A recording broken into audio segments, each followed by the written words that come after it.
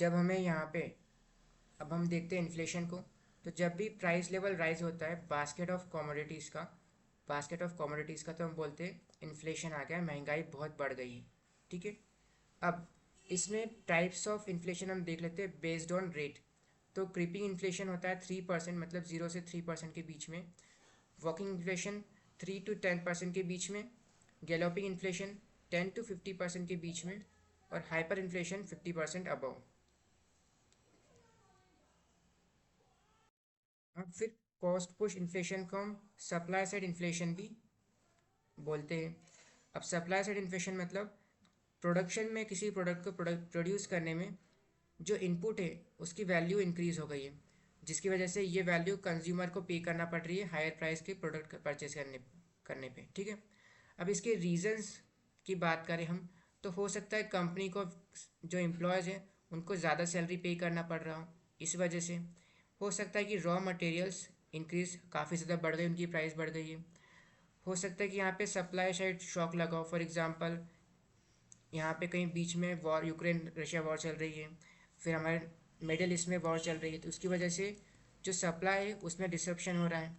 यहाँ पे हो सकता है कि गवर्नमेंट ने इनडायरेक्ट टैक्सेस को इंक्रीज कर दिया हो, जिसकी वजह से क्या हुआ है कि सप्लाई में महंगाई की प्रोडक्ट जो प्रोडक्शन में जो है कॉस्ट जो है फैक्टर कॉस्ट जो है काफ़ी इंक्रीज हो गई है। ठीक है। इसके बाद हम आते हैं डिमांड पुल इन्फ्लेशन पे। तो डिमांड पुल इन्फ्लेशन में हम कस्टमर की बात करते हैं, कस्टमर सेट मतलब हमारी। अब इसके रीजंस का क्या हो सकता है कि मार्केट में डिमांड एकदम से बढ़ गई है, तो हो सकता है कि आरबीआई और गवर्नमेंट जो है एक्सपांशनरी पॉलिसी यहाँ पे ला रही है। मतलब कि आरबीआई ने अपनी मॉनेटरी पॉलिसी में रेपो रेट को कम कर दिया है, रेपो रेट को कम कर दिया है। हो सकता है कि गवर्नमेंट ने अपनी फिजिकल पॉलिसी में जो है जीएसटी रेट को कम कर दिया है। तो इसकी वजह से मार्केट में डिमांड एकदम से बढ़ गई है।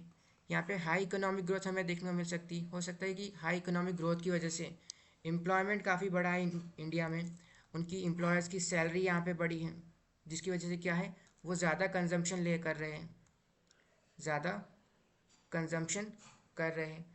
हो सकता है कि इन्फ्लेशनरी एक्सपेक्टेशन की वजह से मतलब हो सकता है कि किसी कस्टमर को लग रहा हो कि एक महीने बाद जो है किसी प्रोडक्ट के प्राइस बढ़ने वाले हैं, तो चूंकि अभी मार्केट में price compare to next month सस्ता मिल रहा है, तो ज़्यादा से ज़्यादा मार्केट में वो परचेज करने की कोशिश कर रहे हैं, जिसकी वजह से मार्केट में डिमांड क्या बढ़ गई है। तो इसी को क्या हम बोलते हैं डिमांड पुल इन्फ्लेशन। अब आता है श्रिंकफ्लेशन। अब श्रिंकफ्लेशन क्या होता है कि फॉर एग्जांपल आप पार्ले जी का पैकेट खरीदा आपने। ठीक है। अब इसमें 5 रुपये के पैकेट में आपको 10 बिस्किट्स मिलते थे। ठीक है। 10 बिस्किट्स मिलते थे। अब आगे चल के क्या होता है 2010 में। ठीक है। 2025 में अब क्या होता है कि इसी पार्ले जी के बिस्कुट में आप पैकेट में आपको अब सिर्फ 8 बिस्कुट मिलते हैं। मतलब क्या, प्राइस जो है दोनों का सेम है 5 रुपीज़, पर इसको कम कर दिया गया है। इसी को हम क्या बोलते हैं श्रिंकफ्लेशन। इसके बाद आता है स्ट्रक्चरल इन्फ्लेशन।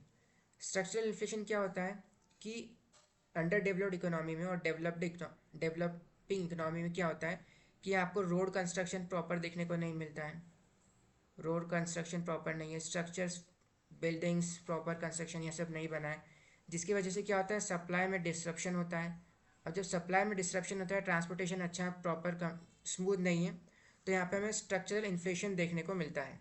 इसके बाद हम चलते तो होर्डिंग पे। ठीक है। तो होर्डिंग में क्या होता है कि यहाँ पे इंडिविजुअल जो है आर्टिफिशियली जो है स्कार्सिटी क्रिएट करते हैं। मतलब क्या कि काफ़ी सारे स्टोरेज फैसिलिटी क्रिएट कर लेंगे और वहाँ पे स्टोर करके रख लेंगे। जब मार्केट में एक प्रोडक्ट की जो सप्लाई है वो कम हो जाएगी तो प्राइस राइज होगा, एंड देन ये इसको सेल करेंगे। तो इसको हम बोलते हैं होर्डिंग। अब सेइंग होर्डिंग का बिगर कंसेप्ट मतलब यहाँ पे इंडिविजुअल हो सकता है, इंडिविजुअल की बात करें। ठीक है। लेकिन कार्टेलाइजेशन में क्या होता है, ग्रुप यहाँ पे क्या करते हैं इकट्ठे हो जाते हैं और खुद मिलके वो प्राइस जो सप्लाई है उसको कंट्रोल करते हैं, जिसकी वजह से मार्केट में क्या है प्राइस जो है कम या ज़्यादा होती है। ठीक है। कार्टेलाइजेशन का बेस्ट एग्जांपल यहाँ पे अपने को ओपेक नेशंस में मिलता है जो ऑयल सप्लाई करते हैं। तो यहाँ पे होलसेल प्राइस इंडेक्स की हम बात करते हैं। अब मेजर्स ऑफ इन्फ्लेशन में होलसेल प्राइस इंडेक्स और कंज्यूमर प्राइस इंडेक्स दो होते हैं। इसमें हम फर्स्ट स्टार्ट करते हैं होलसेल प्राइस इंडेक्स को। तो होलसेल प्राइस इंडेक्स का बेस ईयर जो है 11-12 है। इसको पब्लिश कौन करता है? तो economic adviser under ministry of commerce इसको पब्लिश करते हैं एवरी मंथ, हर महीने पब्लिश किया जाता है एवरी मंथ। इसके अंदर 697 आइटम्स आते हैं। 697 आइटम्स आते हैं। उसको पब्लिश रिकमेंड किसने किया था? तो सौमित्र चौधरी कमेटी ने, चौधरी वर्किंग कमेटी ने, सौमित्र चौधरी वर्किंग कमेटी ने इसको रिकमेंड किया था। अब इसी के साथ जो होलसेल प्राइस इंडेक्स है, इसमें सबसे ज़्यादा वेटेज जो है 64.23 जो है मैन्युफैक्चर्ड गुड्स को दिया गया है, मैन्युफैक्चर्ड गुड्स को दिया गया है। उसी के साथ होलसेल प्राइस इंडेक्स में सर्विसेज को इंक्लूड नहीं किया जाता, सर्विसेज को इंक्लूड नहीं किया जाता। ठीक है, तो यहाँ पे होलसेल प्राइस इंडेक्स के लिए रमेश चंद कमेटी की कुछ रिकमेंडेशंस यहाँ पे दी गई है। फॉर एग्जांपल यहाँ पे होलसेल प्राइस इंडेक्स में सर्विसेज को भी आप इंक्लूड करो, सर्विसेज को इंक्लूड करो। ठीक है, यहाँ पे आइटम्स को 697 की जगह आप इसको और इंक्रीज करो और 1196 आइटम्स और इसमें इंक्लूड करो। ठीक है, उसी के साथ इसको बेस ईयर को अपडेट करो, आप 2017-18 करो, बेस ईयर को अपडेट करो। और साथ ही में फॉर एग्जांपल मेडिसिनल प्लांट्स, इनको भी आप होलसेल प्राइस इंडेक्स में इंक्लूड करो। मेडिसिनल प्लांट्स जैसे कि एलोवेरा हुआ, मेंथोल, एलोवेरा हुआ, मेंथोल हुआ, फेनल हुआ, ग्रीन टी हुई, सैनिटाइजर्स हुए, मशरूम्स हुए, ब्राउन राइस एक्सेट्रा। यहाँ पे आते हैं कंज्यूमर प्राइस इंडेक्स पे। ठीक है, तो कंज्यूमर प्राइस इंडेक्स में पहले के टाइम पे हम क्या कर रहे थे? ओल्ड में हम इस तरह के industrial worker, UNME, urban non manual employees, urban non manual employees, agricultural labourer, इनको हम इंक्लूड कर पहले इसको कैलकुलेट कर देते हैं। तो ये ओल्ड है, अब इसको कैलकुलेट नहीं किया जाता है। न्यू में कौन कौन से आते थे? रूरल, अर्बन और कंबाइंड। तो सीपीआई रूरल, सीपीआई अर्बन और सीपीआई कंबाइंड। अगर हम इनके आइटम्स की बात करें तो रूरल में कितने आइटम्स हैं? तो रूरल में 448 आइटम्स यहाँ पे पाए जाते हैं। अर्बन की हम बात करें तो अर्बन में 460 आइटम्स पाए जाते हैं। कंबाइंड में हम देखिए तो कंबाइंड में 299 आइटम्स हमें मिलते हैं। ठीक है, इसका बेस ईयर जो है 2012 है, इसका बेस ईयर 2012 है। और इसको पब्लिश कौन करता है? तो एनएसओ, नेशनल स्टैटिस्टिक्स ऑफिस इसको पब्लिश करता है। अब इसके बाद हम यहाँ पे आते हैं बेस ईयर इन्फ्लेशन टारगेटिंग में हेडलाइन और कोर।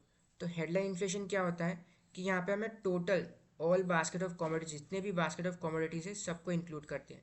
ठीक है, तो यहाँ लेकिन कोर इन्फ्लेशन में, कोर में क्या होता है? कोर यहाँ पे क्या होता है कि इसमें हम इसमें से हम वॉलेटाइल आइटम्स को जो है रिमूव कर देते हैं। वॉलेटाइल आइटम्स को कोर इन्फ्लेशन में से, कोर इन्फ्लेशन टारगेटिंग में से रिमूव कर देते हैं। लेकिन अभी भी जिससे क्या होता है, फॉर एग्जांपल आरबीआई को मॉनेटरी पॉलिसी बनानी है। ठीक है, अब फ्यूल के प्राइजेस तो हर 2-4 दिन में चेंज होते रहते हैं। तो क्या इसके अकॉर्डिंग आरबीआई अपनी प्राइस जो मॉनेटरी पॉलिसी है उसको भी शिफ्ट करता रहे। ठीक है, तो काफ़ी सारे एक्सपर्ट्स रिकमेंड करते हैं कि हमें कोर इन्फ्लेशन टारगेटिंग पे जाना चाहिए, ना कि हेडलाइन इन्फ्लेशन पे। लेकिन आरबीआई अभी भी किसको टारगेट करता है? हेडलाइन इन्फ्लेशन को, सीपीआई हेडलाइन। ठीक है, और इसका रीज़न क्या है? तो आरबीआई रीज़न देता है कि हमारी काफ़ी बड़ी आबादी जो है फ्यूल और फूड प्रोडक्ट्स पे डिपेंड करती है। अगर हम इसके बेसिस पे पॉलिसी नहीं बनाएंगे तो ये प्रॉपरली नहीं बनेगी। ठीक है, इसके बाद हमारे पास आता है बेस इफेक्ट। अब बेस इफेक्ट यहाँ पे क्या होता है? तो फॉर एग्जांपल आप मान के चलो कि हमारे पास बेस ईयर है 2019, ठीक है, और 1920 और 2020। ठीक है, अब इसके आसपास क्या है? कोविड आया था। ठीक है, तो यहाँ हमारा प्रोडक्शन क्या है? काफ़ी कम था, ना के बराबर था। अगर आप इसको बेस ईयर ले लोगे और इससे आज का कंपैरिजन करोगे तो ये सही बात नहीं है। क्यों? क्योंकि एबनॉर्मल कंडीशंस के कारण हमारे पास यहाँ पे प्रोडक्शन प्रॉपरली नहीं था। तो भले ही हमारा प्रोडक्शन एक्चुअल में अभी बहुत कम है एक नॉर्मल कंडीशन के अकॉर्डिंग, लेकिन बेस इफेक्ट क्या बता रहा है हमें कि हमारा बेस इफेक्ट गलत होने की वजह से हमें ऐसा लग रहा है कि हमारा जो प्रोडक्शन है कंपैरिजन टू पहले के काफ़ी बढ़ गया है, जबकि ऐसा नहीं है।